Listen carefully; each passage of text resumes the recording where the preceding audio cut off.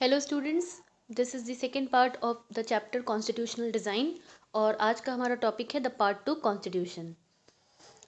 इतनी सारी डिफ़िकल्टीज़ होने के बाद भी हमारे इंडिया के पास एक एडवांटेज था कि जब भारत का संविधान बनाया जा रहा था तो जो उसको बनाने वाले थे, जो मेकर्स थे, उनके पास ये एडवांटेज था कि साउथ अफ्रीका में तो इस बात का लोगों को अंदाज़ा नहीं था। मतलब उनको इस बात का अंदाज़ा नहीं था कि उनकी जब कंट्री डेमोक्रेटिक होगी तो कैसी होगी, लेकिन इंडिया के पास ये एडवांटेज था। Unlike South Africa, they did not have to create a conscious about what a democratic India should look like. मतलब हमारे पास एक अंदाज़ा था कि अगर इंडिया डेमोक्रेटिक होगी तो किस तरीके से होगी। Much of this consciousness had involved during the freedom struggle. Our nationalist movement was not merely a struggle against the foreign rule. It was also the struggles of the rejuvenate our country and to transform our society and politics. तो हमारे यहाँ जो freedom struggle चल रहा था तब से हमको ये बात पता थी कि हमारा देश अगर डेमोक्रेटिक होगा तो कैसे होगा। हमारा जो नेशनल मूवमेंट था सिर्फ इसलिए नहीं था कि हमें फॉरेन के जो फॉरेनर्स हमारे यहाँ रूल कर रहे थे, जो ब्रिटिशर्स रूल कर रहे थे, सिर्फ उनके ही खिलाफ हमारा स्ट्रगल नहीं था। हमारा जो स्ट्रगल था इसलिए भी था कि हम अपनी कंट्री को चेंज करना चाह रहे थे, हम अपने समाज को चेंज करना चाह रहे थे, एक नई दिशा में अपने भारत को ले जाना चाहते थे, पॉलिटिक्स में भी नए तरीके की चीज़ों को लाना चाह रहे थे। There were sharp differences of opinion within the freedom struggle about the path India should take after independence. तो मतलब बहुत सारे मिले जुले लोगों के ओपिनियन थे कि जब इंडिया आज़ादी के रास्ते पे पहुंच गया है, इंडिपेंडेंस मिल गया, तब इंडिया कैसा होना चाहिए। Sir differences exist even today. तो ऐसा नहीं है कि उस टाइम पर लोगों के विचार अलग नहीं थे, सबके अलग अलग थे, लेकिन एक चीज़ कॉमन थी कि इंडिया इंडिपेंडेंट अगर होगा तो कैसे होगा। तो आज भी हम अगर देखते हैं तो ये डिफरेंसेस आज भी हैं, लेकिन कुछ बेसिक आइडिया तो थे जो तब भी एक्सेप्ट किए गए थे, जिसको सबने फॉलो किया था। 1928 में मोतीलाल नेहरू और कांग्रेस के 8 लीडर्स ने मिलकर इंडिया के कॉन्स्टिट्यूशन का ड्राफ्ट तैयार किया। 1931 में कराची सेशन में इंडियन नेशनल कांग्रेस ने ड्वेल्ट मतलब एक तरीके से बताना कि इंडिया कैसा इंडिपेंडेंट जब होगा, जब इंडिया को आज़ादी मिलेगी तो इंडिया का संविधान कैसा होगा। तो ये कराची सेशन में इंडियन नेशनल कांग्रेस ने एक्सप्लेन किया। ये दोनों डॉक्यूमेंट्स जो थे, both these documents were committed to the inclusion of universal adult franchise. तो अगर हम बात करें मोतीलाल नेहरू की जो रिपोर्ट थी या फिर जो कराची सेशन की रिपोर्ट थी, दोनों में एक चीज़ कॉमन थी कि उसमें यूनिवर्सल एडल्ट फ्रेंचाइजी मतलब कि हर इंसान को जो वोट देने का अधिकार है, कि एक अडल्ट को देने का अधिकार है, वो इसमें दोनों में इंक्लूडेड था। राइट टू फ्रीडम, सबको फ्रीडम का अधिकार है, आज़ादी का अधिकार है, इक्वालिटी बराबरी, और जो माइनॉरिटी सेक्शन के लोग हैं उनके राइट्स को कैसे प्रोटेक्ट करना है। तो ये सारी चीज़ें जो थी इन दोनों डॉक्यूमेंट्स में थी। Thus some basic values were accepted by all leaders. तो कुछ एक बेसिक वैल्यूज़ थी, कुछ एक ऐसी हम कह सकते हैं वैल्यूज़ थी जो कि सबने एक्सेप्ट करी, सारे लीडर्स ने एक्सेप्ट करी। Much before the constituent assembly, तो जो कॉन्स्टिट्यूंट असेंबली थी जिसने कि कॉन्स्टिट्यूशन बनाया था, उसके आने से पहले, बहुत पहले ही हम कह सकते हैं, बहुत सारे लीडर्स ने इन बेसिक वैल्यूज़ को एक्सेप्ट कर लिया था कि अगर भारत आज़ाद होगा तो उसमें universal adult franchise, right to freedom, right to equality, protection of right of minority, ये सारी चीज़ें होनी ही चाहिए। The familiarities with the political institutions of colonial rule also helped to develop an agreement over the institutional design.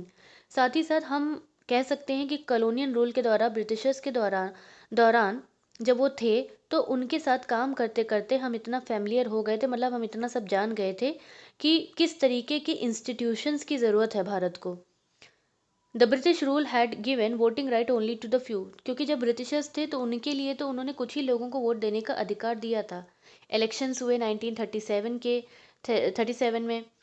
Provincial legislature ministries all over British India, मतलब हम कह सकते हैं कि जो इलेक्शंस हुए, और वो जब इलेक्शन 1937 में हुए तो जो सरकार बनी, जो गवर्नमेंट आई, वो पूरी डेमोक्रेटिक नहीं थी।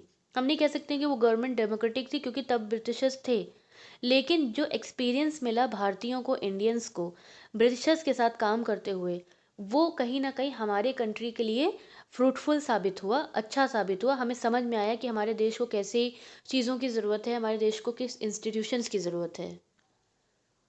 और फिर कहीं न कहीं हमारा जो इंडियन कॉन्स्टिट्यूशन जो बनाया गया, जो अडॉप्ट किया गया, तो उसमें हम देख सकते हैं कि बहुत सारी डिटेल्स हैं, बहुत सारे प्रोसीजर्स को फ़ॉलो किया गया है। जैसे कि एक देखिए the government of Indian act 1935।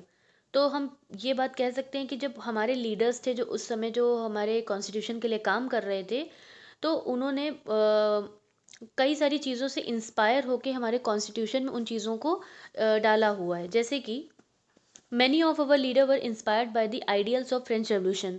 तो बहुत सारे हमारे इंडिया के लीडर्स थे, वो काफ़ी हद तक फ्रेंच रेवोल्यूशन से इंस्पायर थे, उससे प्रेरणा उनको मिली थी। फिर the practice of parliamentary democracy in Britain and bills of right in the US and the socialist revolution in Russia had inspired many leader Indians to think of shaping the system based on social and economic equality।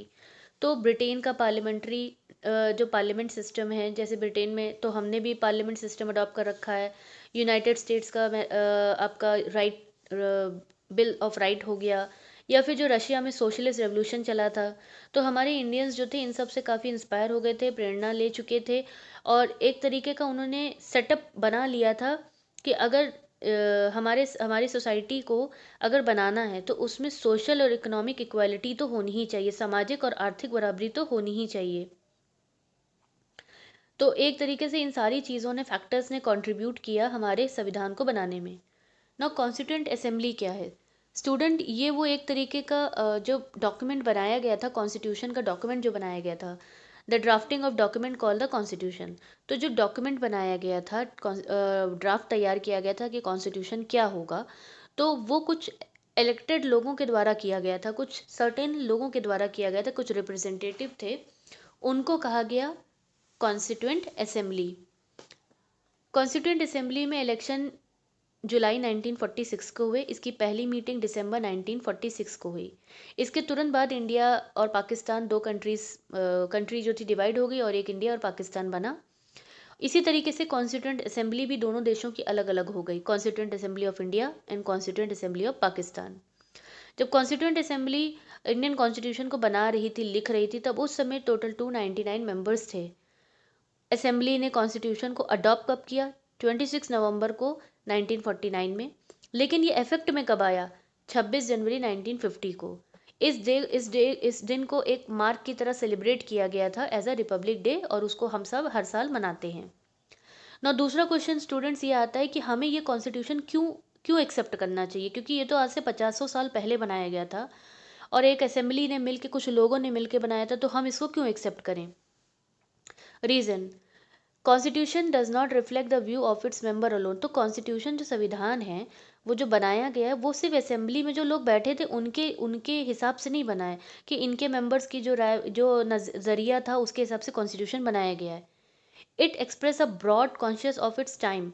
इसमें हमने मतलब कह सकते हैं काफ़ी broad, काफ़ी चौड़ा हमने सब लोगों की सारे लोगों को, इंडिया के लोगों की बातों को ध्यान में रखते हुए हमने कॉन्स्टिट्यूशन को डिज़ाइन किया। Many countries of the world have had to rewrite their constitution afresh because the basics were not accepted to all major social groups or political party. In some other country, the constitution exists as a mere piece of paper. देखिए कुछ देशों में क्या हो जाता है कि constitution को बार बार चेंजेस करने पड़ते हैं। क्यों? क्योंकि कोई ना कोई ग्रुप उसको एक्सेप्ट नहीं करता है। और कुछ कंट्रीज़ में क्या होता है कि कॉन्स्टिट्यूशन जो बनता है वो सिर्फ एक पेपर वर्क बन के रह जाता है, कोई एक्चुअल में फॉलो नहीं करता है। The experience of such constitution is different. तो इस तरीके के कॉन्स्टिट्यूशन का जो एक्सपीरियंस होता है, जो हमें, वो काफ़ी अलग अलग होता है। Over the last half of century, several groups have questioned some provision of constitution. इसीलिए कुछ देश कॉन्स्टिट्यूशन को एक से दो बार, दो से तीन बार, कई बार चेंज करते हैं, बनाते हैं। तो कुछ देश तो सिर्फ कॉन्स्टिट्यूशन को पेपर पे लिख देते हैं, संविधान को, और उसको कोई फॉलो नहीं करता है। इसीलिए ज़रूरत महसूस हुई कि कुछ एक बेसिक रूल, कुछ लॉ, कुछ नियम, कोई तो ऐसा चीज़ होनी चाहिए कि कॉन्स्टिट्यूशन के ऊपर वो चीज़ लागू की जाए। But no large social group और political party has ever question. लेकिन कभी भी किसी पॉलिटिकल पार्टी ने या किसी भी ग्रुप ने इस चीज़ के ऊपर सवाल नहीं उठाया कि कॉन्स्टिट्यूशन बनाते वक्त और उसको लागू करवाते वक्त कुछ ऐसे प्रोविजंस, कुछ ऐसी चीज़ें होनी चाहिए जो सारे लोग एक्सेप्ट करें और उसको जल्दी चेंज ना किया जाए। दूसरा रीज़न, दूसरा रीज़न क्या है कि हमने कॉन्स्टिट्यूशन को क्यों एक्सेप्ट करना चाहिए? क्योंकि कॉन्स्टिट्यूशन संविधान क्या रिप्रेजेंट करता है? ये रिप्रेजेंट करता है द पीपल ऑफ इंडिया। ये लोग, देश के जो नागरिक हैं, उनको रिप्रेजेंट करता है। There was no universal adult franchise at that time. जिस समय भारत आज़ाद हुआ तो उस समय तो ये कॉन्सेप्ट नहीं था यूनिवर्सल एडल्ट फ्रेंचाइजी का। So the constituent assembly could not have been chosen directly by all the people of India.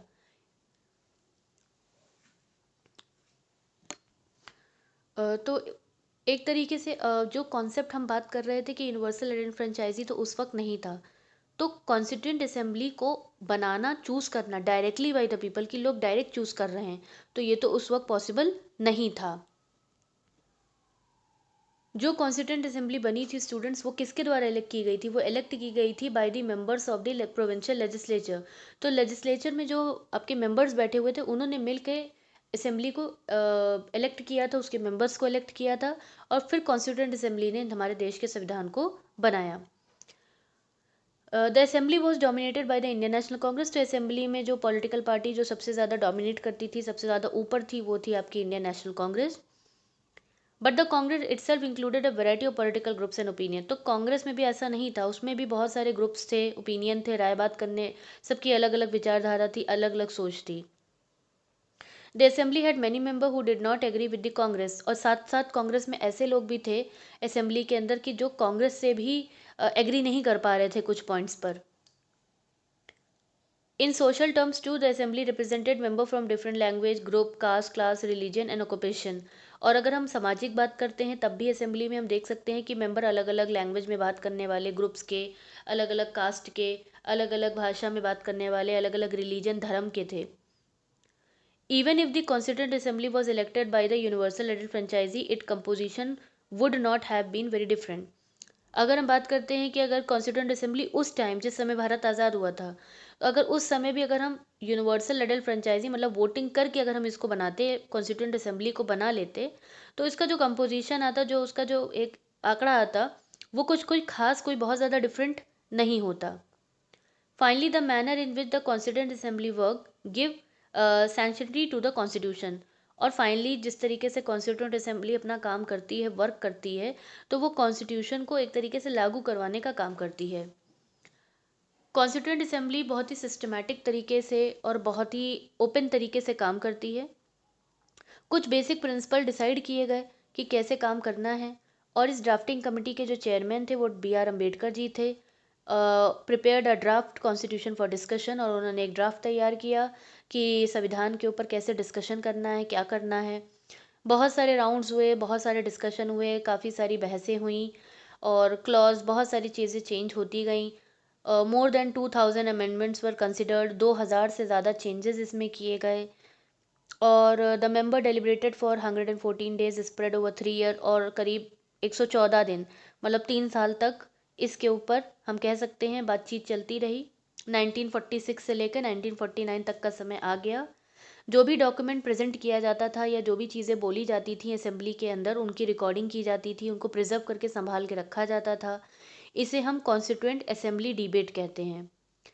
When printed these debates are 20 bulky volume. और जब इनको प्रिंट किया गया तो ये डिबेट जो कि तर्क होते थे, ये 12 बल्कि वॉल्यूम में निकल कर आया। 12 बल्कि मतलब बहुत भारी भरकम।